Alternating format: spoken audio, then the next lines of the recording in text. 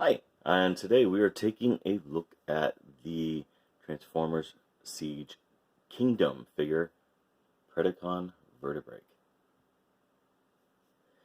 This is a really cool figure. I wasn't planning to get any Kingdom figures because I'm not into Beast Wars.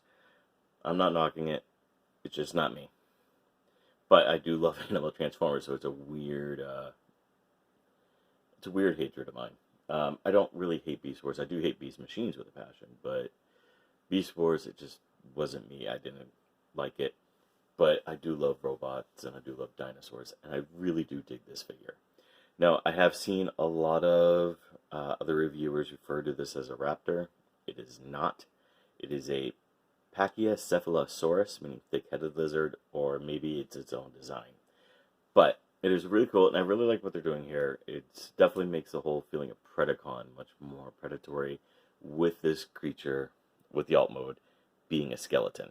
I mean, it is absolutely gorgeous. As you can see here, how it scales with different size dinosaurs over the years that Hasbro's put out.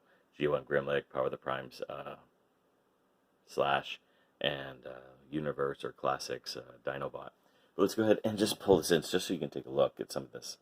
That head sculpt, they have the eye socket fully in, the sinuses are done, the nose, the mouth can actually close a little bit and open a little bit. Sorry, that's not flush, but it is what it is. It's all composed of bones. The hands even form the pubic and hip bones when in this mode, and I think this is a really cool feature. Because when I first saw it, I'm like, oh man, they just tucked the arms underneath. It's going to look bad, like Dinobot. But no, it actually looks cool because it actually has some anatomy to it in the shape. And it's just cool looking. It looks terrifying. It looks like this could be an interesting part of the trilogy.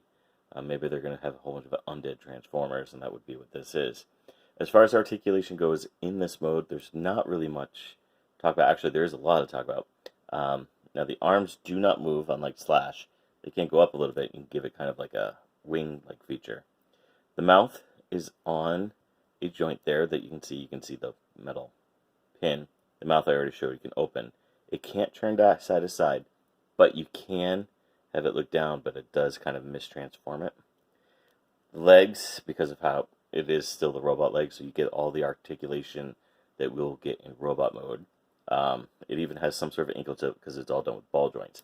But the part I really like is the tail weapon here can churn, and that gives it different poses to give it kind of like different emotions when you're setting up and posing it in different modes. It's a little feature that I really do quite like. I know it's simple. Now, of course, this is just plugs in, so it does pop out at the lightest inconvenience. I actually lost this for about a week and a half, and I just found it right before I did the review. I was going to do a different figure, but I found it and was like, shit, I got to do this quickly. Transformation, I've already told you the first part. You take this part out. Then you straighten out the legs. Real simple. Now, important to note, when you put it in beast mode, you do want to bend it a little bit to give it a little bit of balance. Arms, you just kind of fold out like this. Oops. Come on. Everything is really tight, which really, really impresses me with this being a Legends figure, or core figure as they're calling it. Now here's the fun little part of transformation. To get here to here, you see the head is already here. What you have to do is fold this down, push this through, bring this down. This will basically just become a crotch piece, form down, and up pops the head. And let's go ahead and take a look at that head. She looks marvelous. And yes, I am saying she because that's what TF Wiki has been putting on. There is no real bio with the figure. Sorry, I forgot to put up that flap. So we really don't know much about it. The Wiki has it as a she. I know other reviewers have been calling it a him. But whatever it is fantastic. It reminds me of something. I can't find it. I've been looking on the Wiki. But it reminds me of something from Dragon Age. I'm a big Dragon Age fan, and this just reminds me of some sort of Darkspawn armor, and which of course just makes me like nerdily geek out big time. But as you can see here, and I have, of course, the weapon in my hand so I don't lose it again.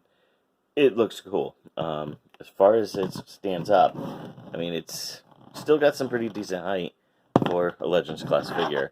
And it gives it a nice little look to it. And of course, I'll transform Slash here in a second just to give you a size comparison. Let's go ahead and take a look at the weapon.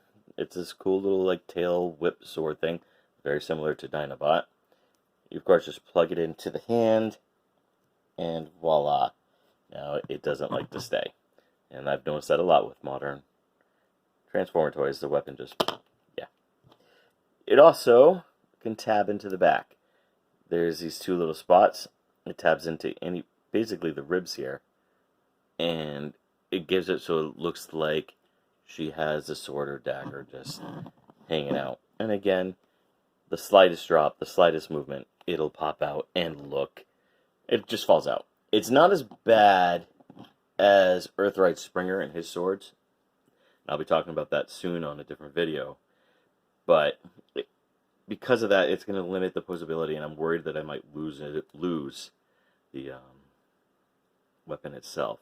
Now, I do plan on posing her with my other Generation Selects figures, even though she's not Generation Select. But that's only because I don't really have a spot for it. I don't have many Beast characters. I only have Thrilling 30 Rat Trap, Thrilling 30 Waspinator, the Tankor figure from that similar line, and the of course this Dinobot and the Power of the Primes Optimus throne set, and a McDonald's Dinobot 2 toy, which is up displayed with my Predacons for some reason. But it is what it is. I really do dig the figure. I think she looks great. And just to show you and how she compares in size, she is about the same size oops, as Slash. Now Slash is a little bit taller, but not by much. But does give her a nice, fierce look. And again, that dagger hanging on the back and the whole skeletal armor does make her look fierce. Now, she is small. She is tiny. I got this on Amazon. I don't even know how much. I didn't pay for it. Somebody bought it for me just because I said, hey, if I'm going to get one figure in Kingdom, it's probably going to be Vertebreak. But I do like her. She is taller than I thought she would be, but she's also a little bit more expensive than I would have liked to have paid for a figure like this. But as you can see, she does look good, and I did want to share it with you guys. So thank you very much for watching. Hit like, comment, subscribe. Tell me what you want to see, what you don't want to see, and I do appreciate you watching. Thank you.